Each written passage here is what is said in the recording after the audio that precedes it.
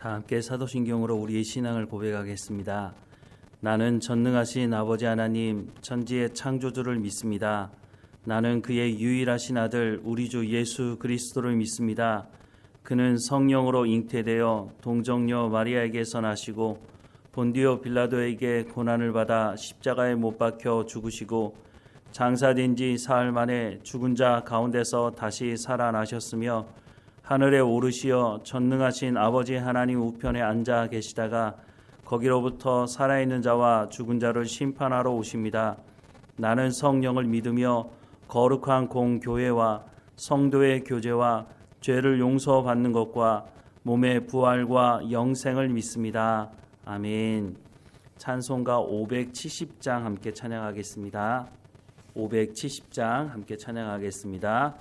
주는 나를 기르시는 목자요 나는 주님의 귀한 어린 양 푸른 풀밭 맑은 시냇물가로 나를 늘 인도하여 주신다. 주는 나의 좋은 목자 나는 그의 어린 양 저를 따라 꼴을 먹여주시니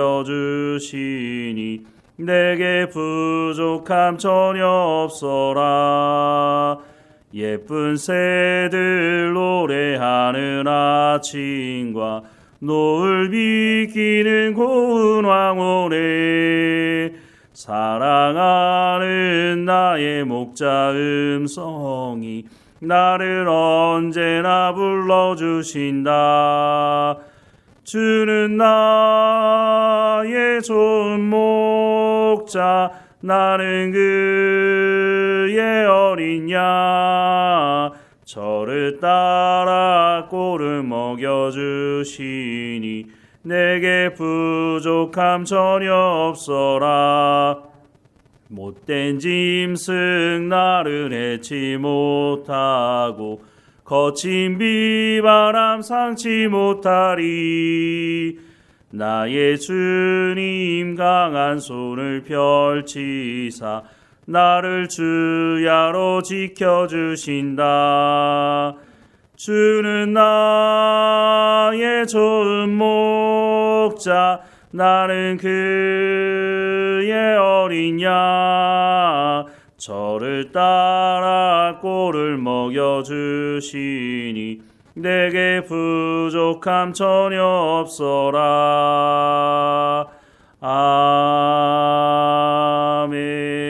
아멘. 오늘 하나님께서 우리에게 주시는 말씀은 갈라디아서 2장 16절 한 절 말씀만 보겠습니다. 갈라디아서 2장 16절 말씀입니다. 함께 읽겠습니다. 사람이 의롭게 되는 것은 율법의 행위로 말미암음이 아니요 오직 예수 그리스도를 믿음으로 말미암는 줄 알므로 우리도 그리스도 예수를 믿나니 이는 우리가 율법의 행위로서가 아니고 그리스도를 믿음으로써 의롭다함을 얻으려 함이라. 율법의 행위로서는 의롭다함을 얻을 육체가 없느니라. 아멘. 이스라엘 백성들은 하나님으로부터 여러 가지 특권을 받았는데요. 그 중에 대표적인 특권이 하나님의 말씀을 맡았다는 것이었습니다.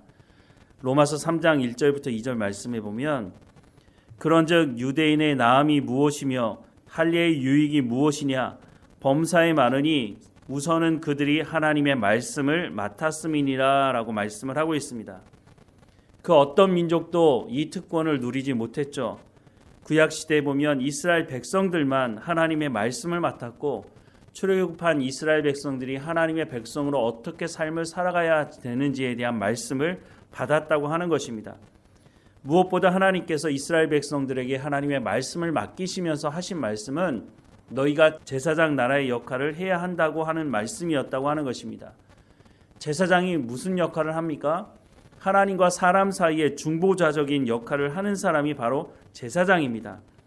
그래서 제사장이 하나님께 드리는 제사를 집례할 뿐만 아니라 하나님이 어떤 분이신지 사람들에게 가르치는 말씀을 가르치는 역할을 해야 했다고 하는 것입니다. 제사장들은 이스라엘 백성들에게만 하나님의 말씀을 가르치는 역할을 해야 하는 것이 아니라 이스라엘 백성 전체가 제사장 역할을 하면서 이방인들에게 하나님이 어떤 분이신지를 가르치고 전해야 했다고 하는 것입니다. 그런데 이스라엘 백성들은 이 특권을 잘못 이해했다고 하는 것입니다. 자신들만 구원받고 이방인들은 다 지옥에 갈 것이다라고 하는 잘못된 선민의식에 빠져 있었다고 하는 것입니다. 그래서 하나님의 말씀을 맡고도 그 말씀을 이방인들에게 전하지 않았다고 하는 것이죠. 그런데 더 심각한 문제는 이들이 하나님의 말씀을 맡았음에도 불구하고 이들이 하나님의 말씀대로 순종하며 살지 않았다고 하는 것입니다. 그래서 오히려 하나님의 말씀을 맡은 이 특권이 그들에게 있어서 하나님께 영광을 돌리지 못하고 오히려 이방인들이 하나님을 모독하는 일이 벌어졌다라고 말씀을 합니다. 그 말씀이 로마서 2장에 나오는데요. 로마서 2장 17절에서 29절 말씀에 보면 유대인이라 불리는 내가 율법을 의지하며 하나님을 자랑하며 율법의 교훈을 받아 하나님의 뜻을 알고 지극히 선한 것을 분간하며 맹인의 길을 인도하는 자요 어둠에 있는 자의 빛이요 율법에 있는 지식과 진리의 모범을 가진 자로서 어리석은 자의 교사요 어린아이의 선생이라고 스스로 믿으니라고 말씀합니다. 이 말 자체가 틀린 것이 아니죠. 이런 특권을 이스라엘 백성들이 누리고 살았지만 문제는 그렇게 살지 않았다고 하는 것입니다. 21절 말씀을 계속 보면 그러면 다른 사람을 가르치는 내가 내 자신을 가르치지 아니하느냐? 도둑질하지 말라 선포하는 내가 도둑질하느냐? 간음하지 말라 말하는 내가 간음하느냐? 우상을 가증히 여기는 내가 신전 물건을 도둑질하느냐? 율법을 자랑하는 내가 율법을 범함으로 하나님을 욕되게 하느냐? 기록된 바와 같이 하나님의 이름이 너희 때문에 이방인 중에서 모독을 받는도다. 내가 율법을 행하면 할례가 유익하나 만일 율법을 범하면 내 할례는 무할례가 되느니라. 그런즉 무할례자가 율법의 규례를 지키면 그 무할례를 할례와 같이 여길 것이 아니냐. 또한 본래 무할례자가 율법을 온전히 지키면 율법 조문과 할례를 가지고 율법을 범하는 너를 정죄하지 아니하겠느냐. 무릇 표면적 유대인이 유대인이 아니요 표면적 육신의 할례가 할례가 아니니라. 오직 이면적 유대인이 유대인이며 할례는 마음에 할지니 영에 있고 율법 조문에 있지 아니한 것이라. 그 칭찬이 사람에게서가 아니요 다만 하나님에게서니라 라고 말씀을 하고 있습니다. 하나님의 말씀을 맡은 특권을 가지고 있는 이스라엘 백성들이 자신도 하나님의 말씀대로 순종하지 않으면서 하나님 말씀대로 순종하지 않은 이방 백성들에 대해서 너희는 지옥에 갈 거야 이렇게 말하는 것이 맞겠느냐 하는 것이죠. 오히려 너희의 그 가증한 하나님의 말씀대로 순종하지 않는 삶 때문에 하나님의 말씀을 맡았다고 하는 그 특권이 오히려 하나님을 모독하는 일이 되어버렸다라고 말씀을 하고 있는 것이죠. 할례는 어디에 행하라고 말합니까? 몸이 아니라 마음에 행하라고 말씀합니다. 그 말씀이 무엇입니까? 하나님의 말씀을 맡았다면 너희가 하나님의 말씀을 듣고 순종하는 삶을 살아가야 된다라고 말씀을 하는 것이죠. 그런데 갈라디아에 있는 교회들에게 와서 거짓 복음을 전하는 사람들이 무엇이라고 말했다고요? 오늘 보면 16절 말씀을 다시 보면 사람이 의롭게 되는 것은 율법의 행위로 말미암음이 아니다라고 말씀하는데 이렇게 말씀하는 것은 거짓 복음을 전하는 사람들은 율법의 행위로 너희가 구원받을 수 있다라고 주장을 했다는 것입니다. 그런데 자신들도 율법의 행위를 온전히 지키지 못하면서 이방인들에게 와서 너희가 율법의 행위대로 다 행하지 않으면 구원받을 수 없다라고 말하는 것이 말이 맞느냐는 것이죠. 결국은 이들의 말도 틀리지만 16절에 말씀하는 것처럼 사람이 의롭게 되는 것은 율법의 행위로 말미암음이 아니다라고 하는 것을 분명히 말해주고 있다고 하는 것입니다.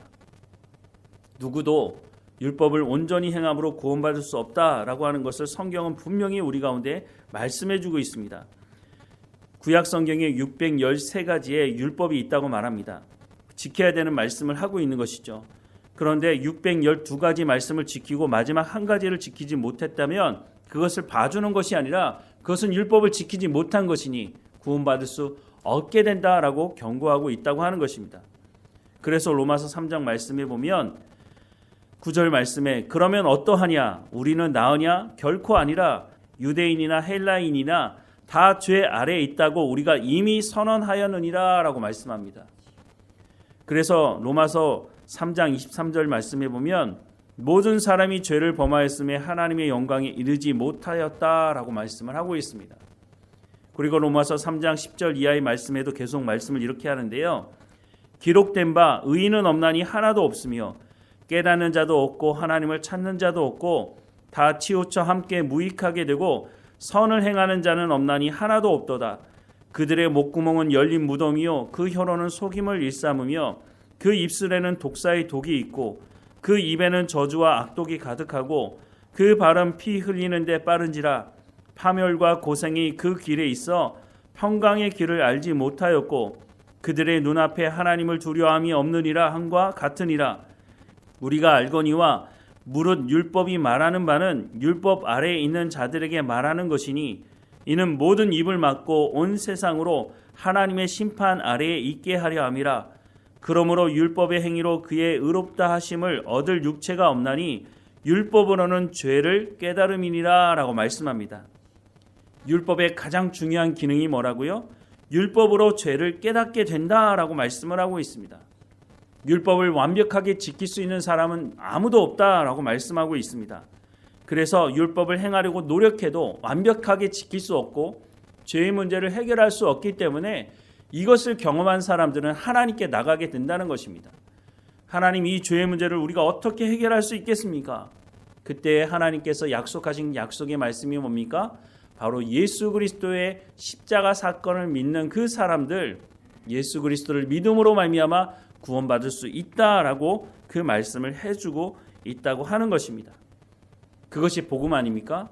바울이 전한 복음이 그것입니다. 그런데 그 복음을 듣고 교회가 세워졌는데 그 사람들이 거짓 복음, 율법을 행함으로 구원받을 수 있다고 하는 그 말에 귀를 기울이고 그 사람들의 말을 따라갔다고 하는 것입니다. 사람들 마음 가운데 이런 마음이 있습니다. 내가 저 사람보다는 도덕적으로 윤리적으로 뛰어난 사람이야. 그러니까 나는 나은 사람이고 이런 나은 내가 구원받을 수 있지. 저 사람들은 구원의 대상이 아니야. 이런 착각을 일으키는 것이 바로 행위에 있다고 하는 것입니다. 행위로 말미암아 구원받을 수 없다고 성경은 분명히 말씀합니다. 오늘 말씀을 다시 보면 사람이 의롭게 되는 것은 율법의 행위로 말미암음이 아니요 오직 예수 그리스도를 믿음으로 말미암은 줄 알므로 우리도 그리스도 예수를 믿나니 이는 우리가 율법의 행위로서가 아니고 그리스도를 믿음으로써 의롭다함을 얻으려 함이라. 율법의 행위로서는 의롭다함을 얻을 육체가 없다라고 분명히 말씀하고 있다는 것이죠. 그런데 세상의 거의 모든 종교는 선을 행함으로 구원받을 수 있다고 주장합니다. 성경은 그렇게 말씀하고 있지 않습니다. 예수 그리스도를 믿음으로 말미암아 구원받는 것이고 구원 이후에 성령을 통해서 우리가 선을 행하며 살아가야 한다라고 말씀합니다. 에스겔서 36장 26절에서 27절 말씀해 보면 또 새 영을 너희 속에 두고 새 마음을 너희에게 주되 너희 육신에서 굳은 마음을 제거하고 부드러운 마음을 줄 것이며 또 내 영을 너희 속에 두어 너희로 내 율례를 행하게 하리니 너희가 내 규례를 지켜 행할지라 라고 말씀하고 있습니다. 새 영을 너희 속에 둔다고 말씀합니다. 이것이 무슨 말씀입니까? 성령을 우리 가운데 두시겠다고 말씀합니다. 예수님도 이 말씀을 하셨고 그래서 구하는 자에게 성령을 주시겠다고 약속하고 있는 것입니다. 성령의 충만함을 구해야 합니다. 성령이 우리 가운데 계시고 그 성령이 우리를 어떻게 하신다고요? 우리의 굳은 마음을 제거하고 부드러운 마음을 줄 것이라고 말씀합니다. 그러므로 말미암아 어떻게 하게 하신다고요? 하나님께서 말씀하시는 율례, 규례, 하나님의 말씀을 우리로 행하게 하시겠다라고 약속하고 있다고 하는 것입니다. 우리가 선을 행함으로 율법의 행위로 구원받는 것이 아니라 구원받았기 때문에 이제는 성령의 충만함, 이제는 하나님께서 약속하신 그 성령의 충만함을 구하고 그 성령의 인도하심을 따라서 하나님의 말씀을 깨달아 알고 그 말씀대로 순종하며 살아갈 수 있게 된다라고 약속하고 있다고 하는 것입니다. 우리가 하나님의 백성다운 삶을 살아가는 것은 마땅한 것입니다. 왜냐하면 예수 그리스도의 십자가 사건으로 우리가 죄 씻음을 받고 하나님의 자녀가 되었기 때문에 이제는 하나님의 자녀된 삶을 살아가야 한다는 것이죠. 그 말씀이 바로 하나님의 말씀인 것이죠. 사랑하는 여러분, 우리가 율법의 행위로 구원받은 것이 아니라 오직 전적인 하나님의 은혜, 십자가의 사건을 통해서 예수님께서 십자가에서 피 흘리심으로 우리의 죄를 용서하시고 우리를 하나님의 자녀 삼아 주시고 우리가 하나님의 말씀을 듣고 순종할 수 있도록 성령도 우리 가운데 주셨다고 말씀하고 계시니 이제 하나님의 약속의 말씀을 믿고 우리가 순종하며 살아가야 한다고 하는 것입니다. 우리가 다른 사람에게 복음을 전할 때도 이 복음을 전해야 하는 것입니다. 당신 똑바로 살아, 도덕적으로 살아야지, 윤리적으로 살아야지 당신 구원받을 수 있어, 이렇게 말하는 것은 거짓 복음이라고 하는 것입니다. 먼저 예수님을 영접해야 한다고, 예수님이 십자가에서 죽으신 것이 우리의 죄를 사하시기 위해서 죽으신 것이라고, 우리가 그 예수 그리스도를 믿음으로 말미암아 그 십자가 사건을 믿음으로 말미암아 하나님의 약속을 믿음으로 우리가 구원받을 수 있는 것이라고, 그리고 난 이후에 우리가 구원받은 백성이기 때문에 이제는 성령의 충만함을 구하고 그 성령이 인도하심을 따라서 하나님의 말씀대로 순종하며 삶으로 성령의 열매를 맺는 삶을 살아가야 된다고. 그래서 우리가 죽어서 가는 하나님의 나라가 아니라 이 땅에서부터 우리가 예수 그리스도를 믿은 그때부터 하나님의 나라를 이 땅에서부터 살아갈 수 있다고 말해 주어야 한다고 하는 것입니다. 그것이 바로 복음인 것이죠. 우리 주변에 복음에 대한 말씀을 제대로 이해하지 못한 사람들에게, 또한 복음을 알지 못하는 사람들에게 우리가 깨달아 안 이 복음에 대해서 전하는 삶을 또한 살아가야 한다고 말씀해주고 있는 것입니다. 사랑하는 여러분, 우리 가운데 이 사명을 주셨으니 우리가 이 복음을 전하는 사명을 온전히 감당하는 우리의 삶이 되기를 주님의 이름으로 축원합니다. 기도하겠습니다. 사랑하는 하나님, 우리 가운데 성령을 주셔서 우리가 율법을 행함으로 구원받은 것이 아니라 하나님의 말씀에 순종하는 삶을 통해서 우리가 예수 그리스도를 믿음으로 말미암아 그 십자가 사건을 믿음으로 말미암아 하나님 앞에 구원받은 것을 우리가 분명히 알게 하시고, 우리가 십자가 사건을 통해서 구원받은 백성으로서 또한 성령의 충만함으로 하나님의 말씀을 따라 이 땅에서부터 하나님의 나라를 이루어가는 삶을 살아갈 수 있도록 은혜를 베풀어 주옵소서. 오늘도 깨어있게 하시고 하나님의 약속의 말씀을 믿고 살아가는 우리의 삶의 현장이 될 수 있도록 인도해 주옵소서. 고난 중에 있는 성도들 하나님께서 붙들어 주셔서 약속의 말씀을 가지고 사망의 음침한 골짜기를 다닐지라도 해를 두려워하지 않을 것은 주께서 나와 함께 하심이라고 약속하신 그 약속의 말씀을 온전히 믿고 살아가는 하나님의 사람들이 될 수 있도록 은혜를 베풀어 주옵소서. 우리의 육체의 연약함도 고백하오니 하나님 불쌍히 여겨주시고 치료의 과정 가운데 있는 모든 성도들도 온전히 회복될 수 있도록 하나님 인도해 주옵소서. 오늘도 뒤를 돌아볼 때마다 하나님이 우리를 여기까지 인도하셨다고 고백하며 감사하는 삶이 될 수 있도록 인도해 주옵소서. 늘 우리와 함께 하시는 하나님께 감사드리고 예수님의 이름으로 기도드립니다. 아멘. 하늘에 계신 우리 아버지, 아버지의 이름을 거룩하게 하시며 아버지의 나라가 오게 하시며 아버지의 뜻이 하늘에서와 같이 땅에서도 이루어지게 하소서. 오늘 우리에게 일용할 양식을 주시고 우리가 우리에게 잘못한 사람을 용서하여 준 것 같이 우리 죄를 용서하여 주시고 우리를 시험에 빠지지 않게 하시고 악에서 구하소서. 나라와 권능과 영광이 영원히 아버지의 것입니다. 아멘.